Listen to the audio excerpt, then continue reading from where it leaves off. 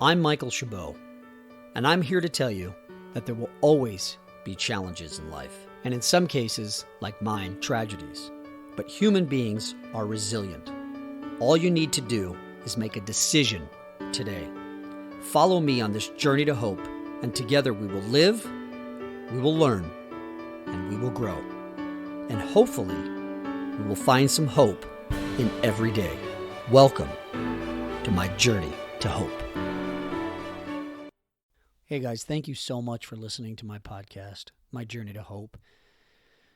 If this has been helpful to you, I ask you a favor. Please share it with one friend, 2 friends, 5 friends, anybody you know who you think could use this and might be inspired by one episode, one moment, anything. I would greatly appreciate it from the bottom of my heart.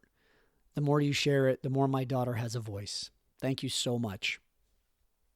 Let me tell you something you already know. The world ain't all sunshine and rainbows.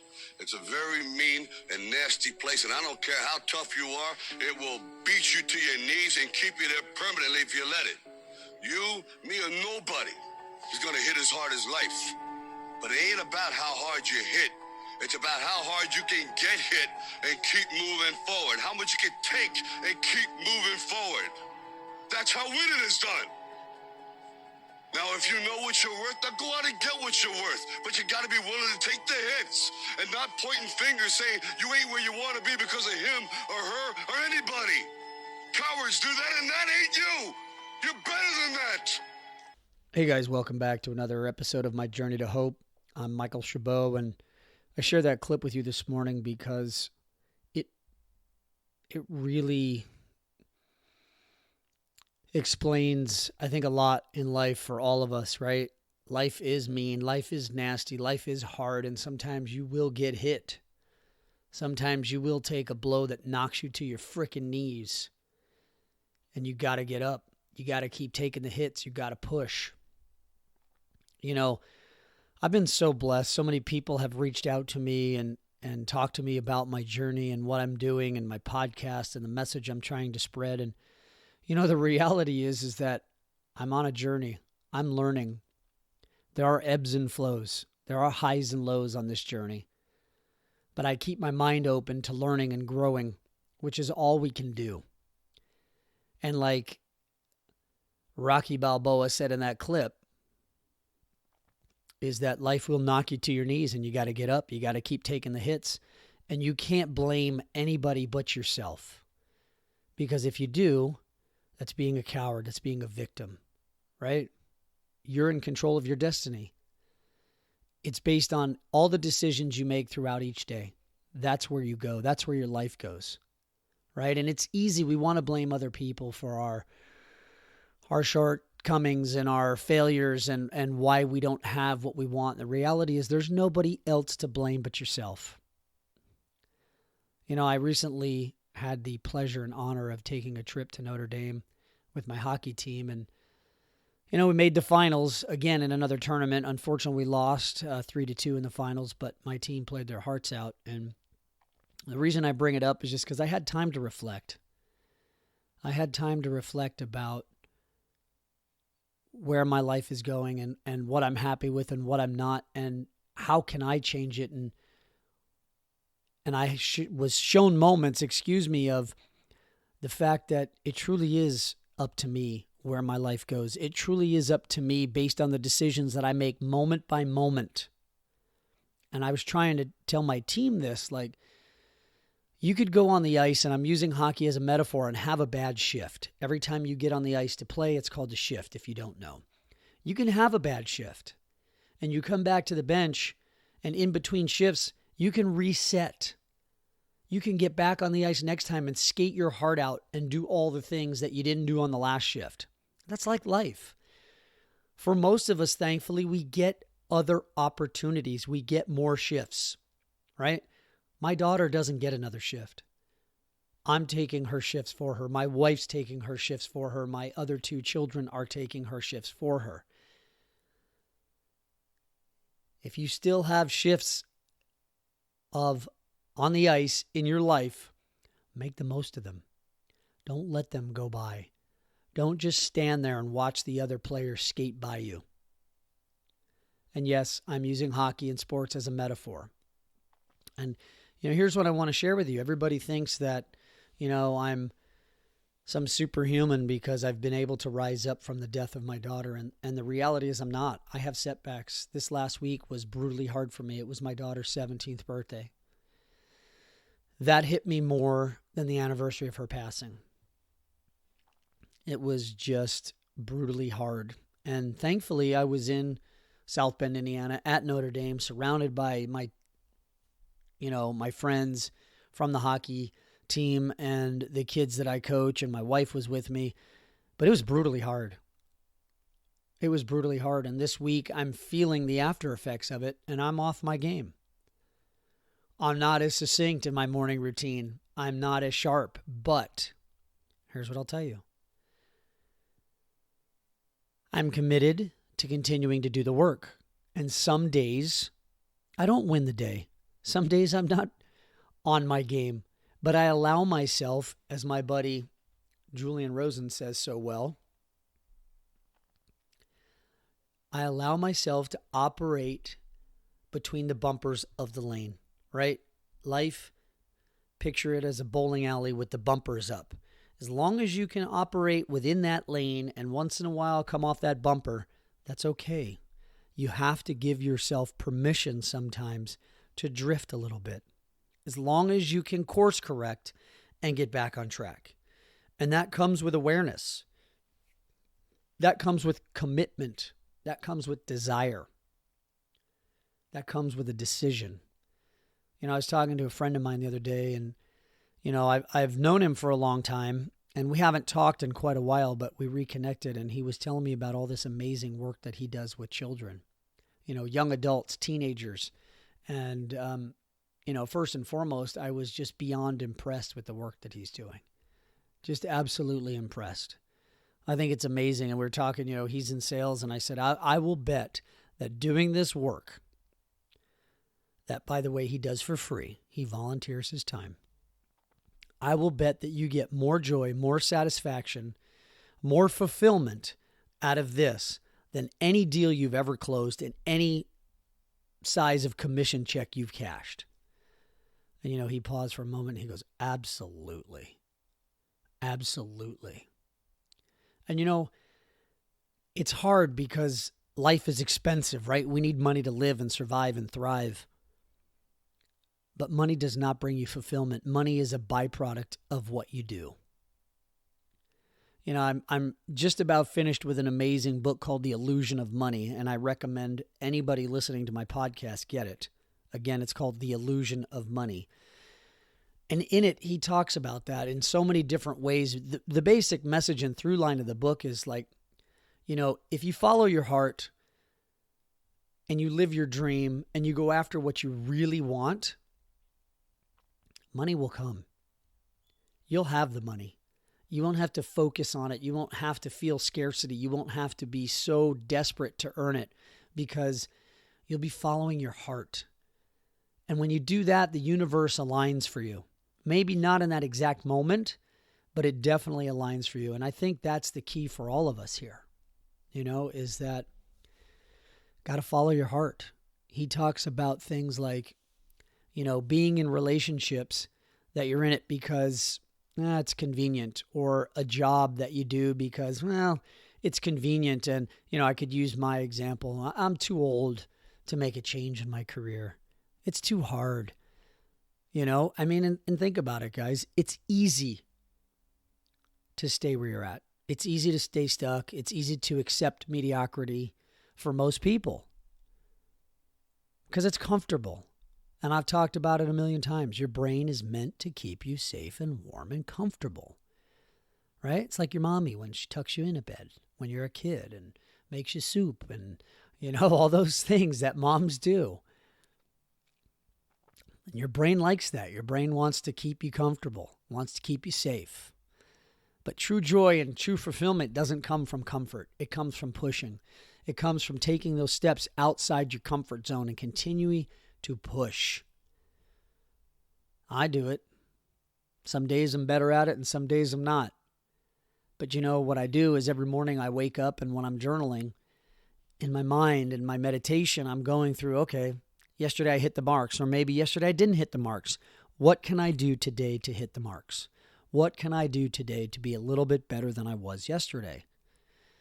And again, I'm going to go back to sports, and I'm going to go back to hockey, and I've talked about these things a million times, but it is the key is that all the greats in sports and in business and in life have this one common trait.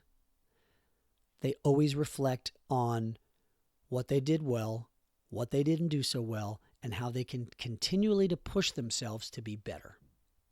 They don't accept mediocrity. They don't accept it. And I've been really working with the kids that I coach. And again, they're 14 and 15 years old. And I know that, some of the parents probably think that they're too young to grasp it, but I don't believe that's the case. I think they can grasp it. And I keep pushing them this point and saying, the only person you're in competition is with yourself. And that comes from Michael Jordan, right? That is it. You are in competition with yourself, nobody else. And if you want to be great in life, you have to continue to challenge yourself. You have to continue to push yourself to be better today than you were yesterday. And sometimes we can do it and sometimes we can't. And that's cool. That's okay.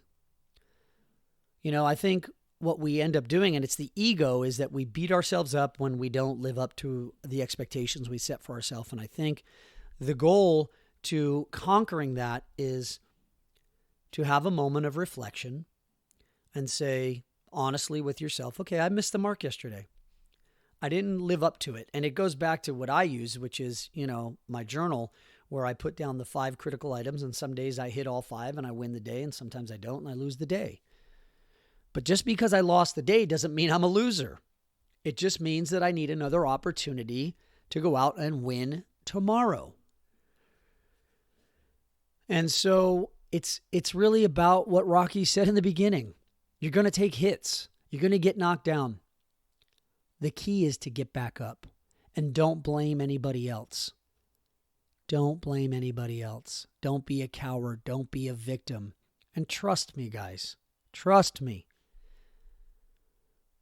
There are moments, there are days that I want to be the victim, that I want to say, boo-hoo, don't you know what I've been through? Don't you know what I've lost?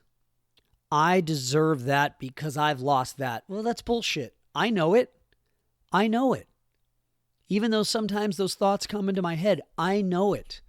I'm no different or special than anyone else on this planet. And if I want to be happy and I want to be successful, then I've got to go out and frickin' earn it. And if I don't, the only person I have to blame is the man in the mirror. That's it. No one else. And I think those are the messages for those of us that are parents that we need to teach our kids, right? We all give them the same message. Go to school, get good grades, get a good job. Well, that's bullshit. I mean, of course, an education is important. You want to be literate. You want to be able to read and write. I don't know if we really need algebra or geometry unless you're going to specialize, but that's a whole nother episode. But we need to be educated. But these are the things that are important. These are the things that the youth of today need moving forward, right? They need to know that it's okay to make a mistake. And then how to bounce back from making mistakes, right? Instead of being berated and say, well, if you don't get good grades, you're not going to get a good job, and then your whole life's going to be a failure. That's not the case, right? And let's be honest with each other.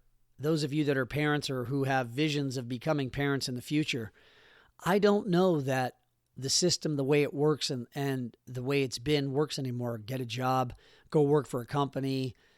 I don't know that I would want the destiny of my children's lives in the hands of, these big companies that when their stock price drops, that they get laid off. But that's a whole nother episode and a whole nother conversation.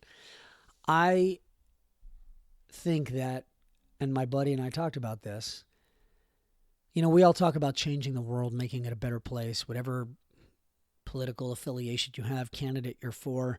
The way to change the future and change the world is by changing the youth, educating the youth, teaching them these principles. He and I talked about it. I wish I knew this stuff when I was 14 and 15 years old instead of learning it at 48 and 49 years old, and only because I lost my daughter that I had my heart ripped out from my chest. And it made me wake up. It made me open my frickin' eyes. We have one life to live, guys. One life. That's it. When it's over, it's over. It's done. It's final. There's no coming back from death. There's no changing it. But yet, what we find ourselves doing is accepting mediocrity, staying in jobs that don't fulfill us because, well, we got to pay the mortgage. We need the money, right? And I get that. I do. But I say bullshit. Bullshit. Find what calls to your heart and figure it out. I'm doing that. This calls to my heart. Helping people find their way out of the darkness, right? Helping people find their way out of the darkness and get on the path to their journey and their enlightenment is what calls to my heart. And so I'm building a coaching business that I can help others without hopefully having to go through such an enormous tragedy in their life. And I know that you can do it too. I know that those of you, listening can do it. One step, one moment at a time. Stop settling. You've got one life. And we hear all these metaphors and all these sayings and all these quotes and all this whatever, but the reality is this. When your life is over, it's over. And when you get to the end, do you want regrets? Or do you want to say, I'm so glad I tried, even if you failed? Wouldn't you rather say, you know what? Yeah, I had 5 or 6 failures in my life, but you know what? I tried. And it made me such a well-rounded person, and I learned so much with each one of those failures. Because that's all failure is. It's an opportunity to learn and grow. You don't really learn and grow when you're successful, because you become content and happy, right? You're successful. You start to read your own press clippings. You start to think that you're better than everybody else. But with failure comes reflection. With failure comes growth. So embrace it. I know it's scary. None of us want to fail. We all want to be the successful guy, the guy on the podium. And, I'll go back to this last weekend in Notre Dame where we were winning the game and some things didn't go our way. We got a couple of bad calls in the game, and I told my players in the locker room, hey, sometimes that happens in life. Sometimes things don't go the way you planned, or things just aren't fair. And you have 2 choices. You can either complain about it, or you can suck it up and continue to push, regardless. And that's what we chose to do. And we didn't win. And that's okay. We talked about it in the locker room. What did we think that we did well? What do we think we could do better next time? And we build off it. And I told them, and it's the same for any of us. In that moment, it sucks. But an hour later, 2 hours later, 5 hours later, and the next day, it doesn't suck so bad. And most of the things that happen to us in our lives are minute in comparison to the entire body of work of our lives, right? They just don't have that big of an impact, but we give them that power. We give them that strength. Now, granted, something like what I've been through, well, that's different. That creates a giant impact. Loss of a loved one, loss of a child, loss of a parent, divorce, loss of a job. Those things are difficult. They're big things. But even these things, you can get through. You can move forward. It's difficult. People ask me all the time, and I say, it's hard, man. It's hard. But you take one small step down the path every day. You continue to push and push and push and push. And yeah, some days you slide down. You slide down a little bit. You slide backwards. I'll give you an example this morning. I had a late night last night. I didn't get up at 5 a.m. I got up at 6. My day, not what I want it to be. But then I say to myself, okay, I didn't do what I needed to do today. It's okay. I still get my workout in. I still meditate. I still journal. And then I stay at work a little bit later. I get it done. I get it done. And I check it off my list. And tomorrow I get to reset and do it again. And that's what I want you to take from this. We're not superhuman. We're not robots. We're not computers. We're not superheroes. We're human beings.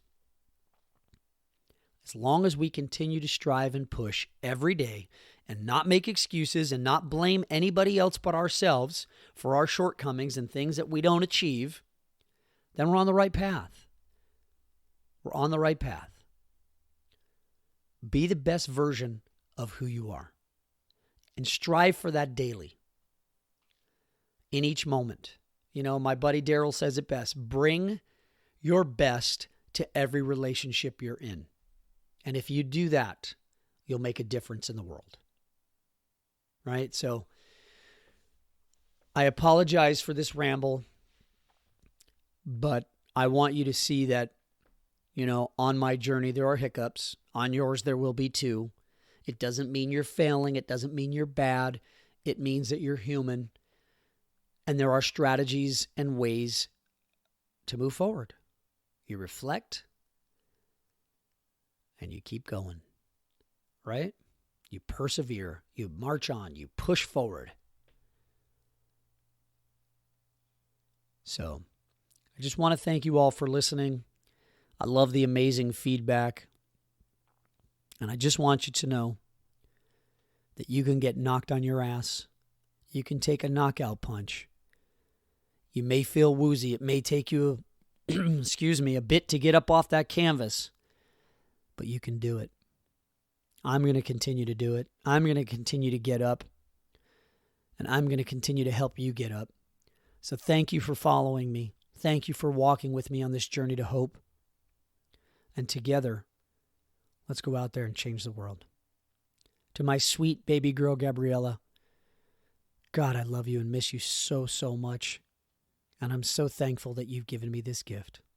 I love you, Peanut.